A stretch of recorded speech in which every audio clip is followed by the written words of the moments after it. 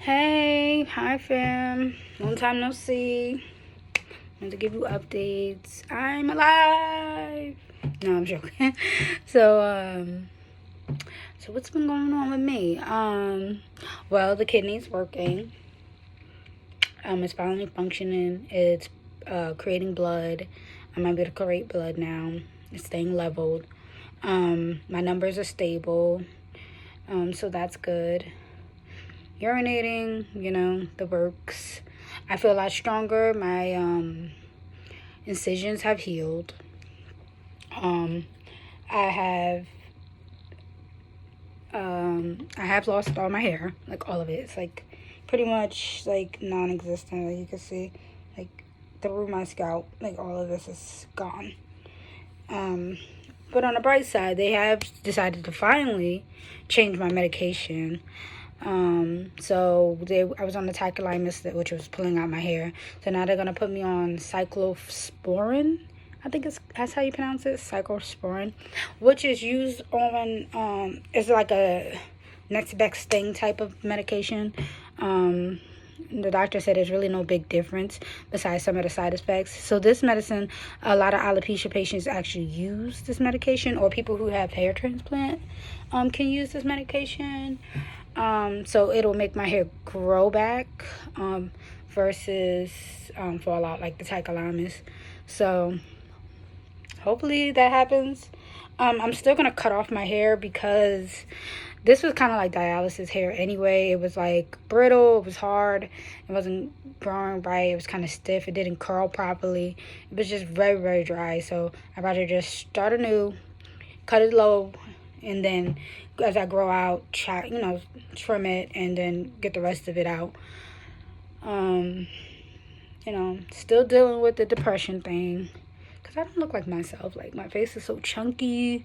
I'm on steroids, which also messes with my mood swings, and my emotional state. So I'm supposed to be seeing a neurologist in order to see if it's actually triggering this insane headache that I get that starts in my spine and radiates to my brain. Like, it feels like somebody's like stabbing me to death. So I'm supposed to go see a neurologist to see if the medication, the prednisone, is triggering that. So if it is, they're probably gonna stop it and probably start something else. So hopefully we'll be done with the steroids soon, and then my face will go. Okay. So, and then hopefully the hair grows back, my face goes back to normal. I'm also dealing with the depression because of my mom. Like, I never really got to grieve my mother, so, and I probably say that a lot here. Like, I didn't have a chance. My mother passed away while I was in a coma, and I woke up to find she died the day I woke up, pretty much. She died the day I woke up. I woke up and she died. Well, she died and then I woke up. So that's not easy to get over. Like, I guess I was dealing with the idea that if I wasn't in this coma, she might still be alive. Because I never left my mom alone. Like, I was up her butt all the time. Up her behind. Like, she didn't get a second. So, she was alone. She died alone at home. Because also her nurse had COVID. I had COVID. And my kidneys failed. And they had to put me in a coma to protect my lungs. And a medical induced coma to protect my lungs. And she died.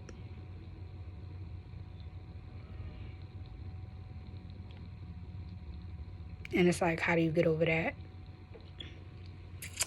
And I've been trying. She died in 2021, February 10th, the day after my birthday.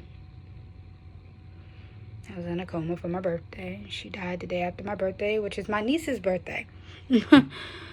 So it's just, my birthday is coming up, and the closer it gets, the more I think about her, the more it becomes apparent that she's not here. Every year without her, it becomes more distant. And I remember her in everything that I do. I remember her in my children. Like, I see attributes and the way they look like my mom, or You know, just little things. But I'm happy I had those memories of my mother. She was so funny. You know, just real feelings, dealing with real stuff. Like, the transplant has brought up so much stuff that I didn't even anticipate for me. And it's weird. I kind of felt like kind of like remorse. You know, remorse that my mom didn't get a kidney and I did. And I was only on a transplant list for 11 months. Like, I was supposed to go for my, the second round where they recheck if you're still eligible. Because they check every year if you're continuously eligible. So, I didn't even get to that point and I got a kidney. And it just was like too much too fast. And I didn't even have time to wrap my mind around the fact that, oh, you about to get a kidney. Now you got to live.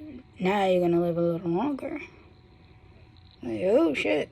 Because my anticipation was I was going to die at 36 and, my children would be, I have at least one adult child and my other child would be a teenager. And that's better than leaving them as babies, That was my thinking. Like, I'm just trying to make it into their adults. And I lived with that for so long. With that thought process that I'm going to prepare yourself, Terry, because you're going to die. And now, I might not die. So now I have to figure out how to live. Not that I stopped doing anything that I was supposed to do. Like, I've always kept going to school because that was important to me. I wanted to, at least if I got to go, I wanted to go with some accolades, I want to go with a degree at least. I want to feel like I've accomplished something in my life. I've given something. I've obtained something. So, I have. I have an associate's. I have a bachelor's. Now I might get I'm going to get my master's degree, but it's just like, I have to live in this world now. Now I'm going to be here. I might get to see grandchildren one day. I might watch my beautiful children get married and walk down the aisle, or I might have a chance to live in this world. I might have a chance for real happiness. I have a chance to live out my dreams. I have a chance. There's a chance. More of a chance than I felt that I had before. And I think you kind of lose sight of that, and you kind of lose value of life when you have to deal with stuff like that. When you've been sick so long, like I have since I was diagnosed at 18 or 19. And you just come to an understanding that every day is a blessing and every day could be your last day. And that's a real trauma for an event, and a recurring trauma. You don't know what tomorrow might look like. I mean, none of us do. But I think it's an added stress when you are dealing with an illness, a chronic illness, that can potentially kill you. And, you try to be brave. And that's all I've been doing. I've just been being fake brave, trying to fake it till I make it, trying to just go. Don't even stop to think about it. Just go. And getting a transplant was the first time I've taken a break from myself or been able to move around, or just had to sit the hell down in a long time. And I realized I can't sit with myself because my mind goes everywhere all at once. Anywhere and everywhere all at once. So just trying to hone that in. Meditate, focus, stable my mind, organize my thoughts. Be more analytical in my thinking, be more purposeful in my actions. Just try to calm myself, my inner self, the inner child, the inner person. Try to reach another stage of development for myself, because I think when you're going through trauma, you miss that stage. You don't think about the stage of connection which is where I should be at this point. You know, I should be trying to build bonds and relationships and not isolate myself. But when you're sick, you do tend to isolate yourself. Even if you have a partner, you don't want to get too close. You don't want to open up. You don't want to dive in those emotions, because now you're going to be responsible for that pain that comes with you dying and leaving that person. As if I already felt like it was selfish enough that I brought 2 kids into this world that I might not live to raise. And I was young when I had my children. I was 18 and I was 23, and I didn't have any idea about where I would end up or what I would do. I just thought I was invincible. You know, my whole life I worked from that angle, and I can do it. I don't care. I'm gonna do it, and I have. I'm not gonna say I haven't. I've been doing the damn thing. Like, I've been busting my ass with these kids and with my health, and just doing it. You know, just doing it despite everything that's going on. Doing it. You know, taking a little bit of help here, a little bit of help there to get through the days that I had to go to the hospital, or to get through the times that I had to really struggle, or I couldn't get out of bed, or my body just hurt so bad. Like, I still get up. I still make a way. I still go to work. I still do what I have to do. Like, this is what I've been doing for years. And so getting that kidney was the first time that was just like, nope. Being strong enough just ain't enough. You got to sit down. You really got to think about your life and what you really want for yourself. Like, that's what happened. And it was like, oh boy, it was diving in emotions I don't like to deal with. I'm one of these cold-blooded Aquarius that just don't deal with emotions. I don't deal in that kind of mess and it's unhealthy, but I just don't. It's not a comfortable feeling for me. But I'm trying to get more comfortable with expressing myself, with saying no, creating boundaries, being more present for myself, because who else is going to be present for me if I'm not present for me? You know, just listening to the inner voice I have about the people around me, about myself, understanding what I want, what I need. Because how can I tell somebody what I need from them if I don't really know, you know? So just trying to change who I am. Not entirely, because I like who I am, but just change the parts about me that allow other people to walk all over me, or to say whatever they want to me, or just don't want to deal with conflict because I don't have time. No, you got to make time to voice your opinions and what you want and what you need, because if you don't, you're going to just sit in a perpetual state of misery and isolation, because you don't want to deal with the conflict. You don't want to cause problems. It's time for me to ruffle some feathers around here. Like, that's how I feel. And that's the stance I'm taking from here on out. My shit matters. Like, my wants and my needs and my purposes, they matter. So, that's where I'm at.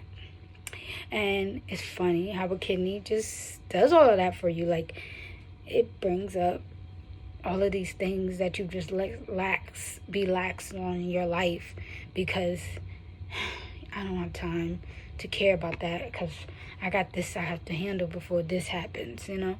And I'm living in that stage, and now I don't have to live there. I probably never had to live there, but that's where your mind goes if you don't get a handle on it. So the plan is continue my meditation, my yoga, my working out, working on me, my mental state, my school, my education, because that's important to me. Going to therapy is the next step for me. So I'm going to do that. I'm going to go to therapy. At least I'm going to attempt to go to therapy, because normally therapists be like, oh, you're good. And don't see that I'm dying inside. Like, yeah, you can't see that. Okay. I compartmentalize well. I speak well.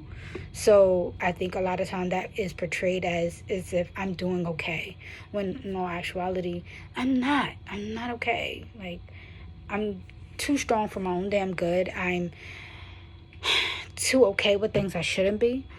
And I want to fix those things about me. I want to be able to cope and deal with my problems head on. So, therapy. We're going to try therapy. maybe even group therapy. Maybe that might be better to even figure out more of like what maybe other people are going through that may help me in my own life, you know. So we'll see. Therapy though. Therapy. So what else is going on? So let's talk about school. So I wrote a 7 pages paper on psychoeducation group interventions, and I got a 30 out of 30. I feel really inferior about my writing skills, even though my teachers like to tell me, like, you write well, you write very well. I had brain damage after I gave birth. Like, I had the birth from hell, okay? The birth from hell. I had brain damage after contracting meningitis. Like, my memory's sketchy. Like, some certain words I can't remember how to spell. Like, if I write it down on paper, I can remember. But, like, if just thinking about it, like, my brain, the medication, I get, like, huge brain fog. Like, it's just the worst. Hopefully I can remedy that as the kidney gets stronger and gets more attached to my body, that it'll start to remove some of those areas of damage. Or maybe I'll talk to the neurologist and see if there's anything that can help. But yeah, so I had brain damage. So I lost a lot of the basics when it comes to writing and reading and understanding. I had to reteach myself how to read.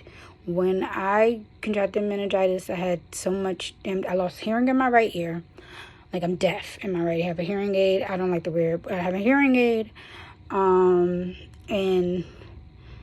I couldn't read anymore. Like, I couldn't focus my mind in order to read. Almost like I had, like, ADHD or, like, some type of something that was just, like, you know, or dyslexia. Like, I just couldn't read at all. I couldn't concentrate or focus my mind to read, to understand the words. So I had to retrain my brain to do all of that. And I did. I came a long way. I was just reading. And then kept working on my writing. And so that's where we're at. Like, I've had books, I have reading books, writing books, I have social work books, I have all types of books to help me get to where I wanted to be as far as my education. So I was able to get back in college, I was able to obtain my associates and now my bachelor's.